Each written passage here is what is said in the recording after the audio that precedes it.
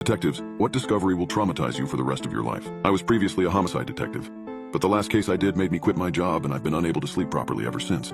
The case was a murder/kidnapping. At least that's what it looked like, and it was me and my detective partner Olson.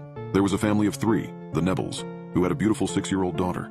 One of their neighbors had gone out for the paper around 6 a.m. and saw the Nebels' front door wide open. When she went over to see if everything was okay, she saw the wife's body. The neighbor called 911 and eventually we were sent over there. Now, when I say there were no outward signs of a struggle, I mean it. There was no sign whatsoever that anything had happened, well, except for the dead body. But even her body, there were no wounds, no marks of any kind. This was already extremely unusual. Usually there would be some sign of how they died. On our way to the house, it came over the radio that the husband and daughter were unaccounted for. We didn't know where they were. We immediately assumed the husband did it, obviously. However, both the family cars were still in the garage, so we immediately assumed they would be on foot.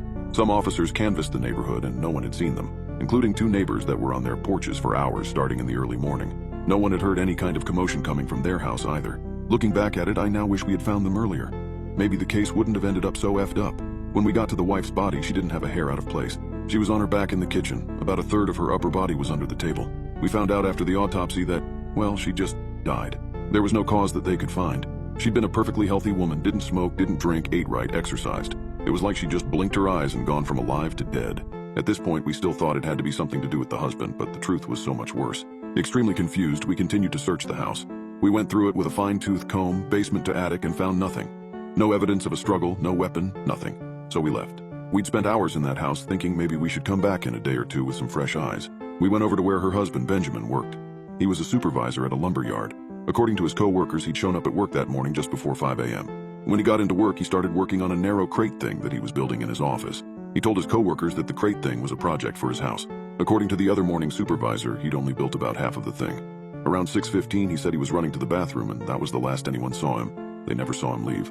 While we were at the lumber yard, I realized I'd left my notes at the house, so we drove back over. But when we walked in, something was so wrong. They had already started taking the wife's body away, but as soon as we walked in the house, we were hit by an unforgettable stench. It was what a newly discovered but long dead body smells like. We knew it obviously couldn't have been the wife. We asked a few of the officers and forensics folks that were still at the house what the smell was, and they told us that it had only started a few minutes before we'd gotten back there. I'm not exaggerating when I say the smell was everywhere in the house. I've smelled some dead ones before, but this smelled like every wall in the place was lined with corpses. Pretty quickly, we found that the smell was strongest leading up to the attic.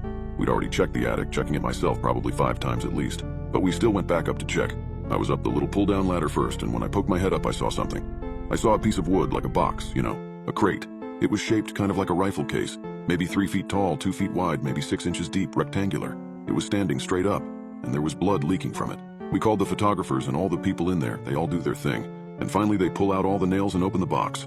Out falls the husband. Think about that. This guy was maybe 5'10", 140 lbs, and he was put in a 3 foot by 2 foot by 6 inch crate. His bones were just a mess. His insides, all his organs were flattened. They were just wet, squishy pieces of fabric almost. He was just a rectangle of blood, skin, and parts. His skin had the discoloration of a body that had been dead for about 2 weeks, which obviously didn't make sense since they'd seen him at work that morning.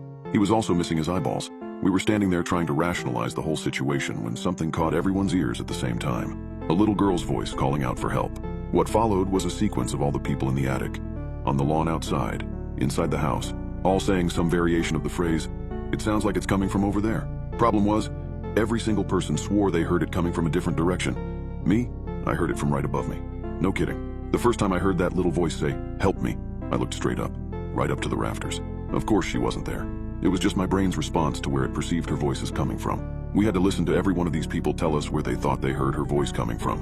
People swore up and down they heard it coming from the kitchen cabinets, the bedroom closets, the refrigerator, the tank behind the toilet, for God's sake. People on the street said they heard it from underneath cars, behind trees, on the sides of the houses next to the Nebels. Everyone heard her voice for about a minute and a half, 2 minutes tops, and then it just stopped. We should have taken this voice as a warning. About 2 weeks after that day, the wife's sister had a funeral for Jennifer. It went fine. They buried her, all that. The husband's remains were cremated not long after that and put on display in a different part of the cemetery. I don't remember exactly when it happened, but at some point over the few weeks after he was cremated, someone stole his ashes. It was missing for about 6 months, and then one day we get a call. Find out a groundskeeper at the cemetery had called in. The wife had been dug up and posed like she was leaning against the grave, just relaxing. She had the ashes in her hands, but it was wrapped in skin. Well, they tested it, and it was the husband's skin. This whole situation was getting more and more effed up by the day. They'd pretty well reconstructed the man after he poured out the crate, and he hadn't been missing any skin. And remember I told you his skin was discolored? Well, the skin was perfectly preserved, and inside the urn, with his ashes, there were 3 eyeballs. Only one of them was the husband's.